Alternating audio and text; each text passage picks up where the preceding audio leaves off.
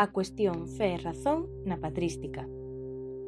Nos seus comezos, o cristianismo era unha comunidade relixiosa dividida en grupos moi separados no espazo. Anteriormente, durante o Imperio e antes de que a relixión fora declarada oficial, eran considerados unha secta. A medida que a comunidade iba medrando, xurdiu a necesidade de crear unha doutrina unificada para que os diferentes grupos non se separasen. Por qué? Pois porque a base da doutrina estaba na Biblia, pero os textos sagrados admitían diferentes interpretacións e isto creaba diferencias entre os grupos. De xeito paralelo, tamén se formou a Igrexa, con xerarquía común para todos os seus membros. O Papa era axudado por bispos e pensadores cando se reunían para resolver as discrepancias nos coñecidos concilios. Ademais, foi nos concilios onde se foi asentando a doutrina cristiá, pois alí promulgaban os dogmas, verdades non discutibles, e condenaban como herexía aquelas opinións ou teorías que se afastaban demasiado da doutrina.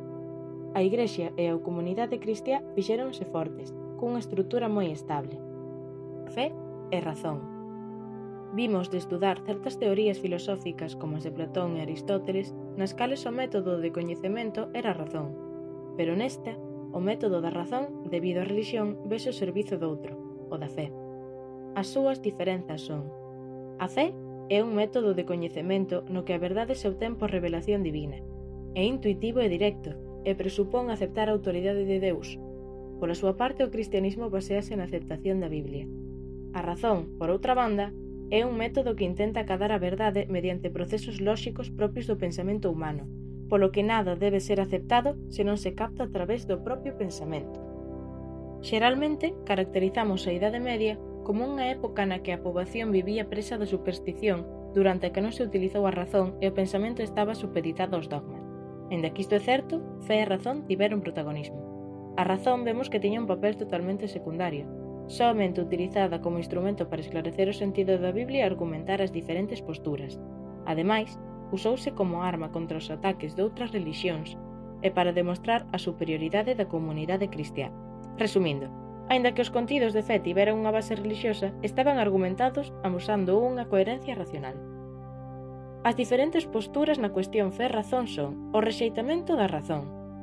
Os máis radicais eran os pensadores das comunidades latinas cristiás, denunciando os perigos da razón e do pensamento racional.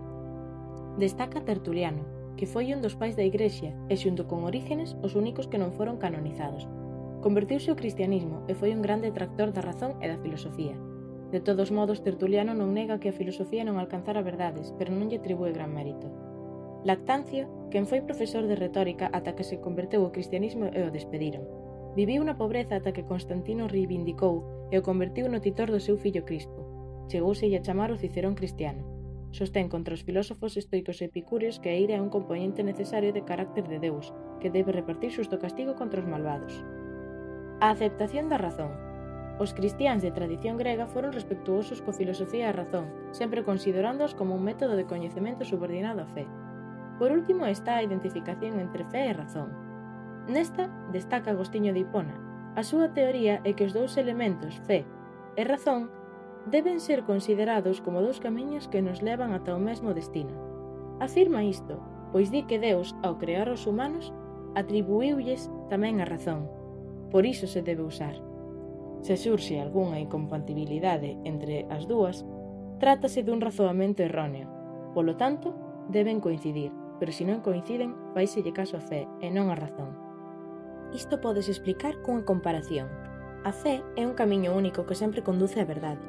Logo estaría a razón, un camiño no que existen varias opcións que deben escoller as persoas. Como non todas estas opcións son correctas, podemos chegar a lugares erróneos e conclusións erróneas. Pola contra, o camiño da fe sempre nos levará a un destino correcto.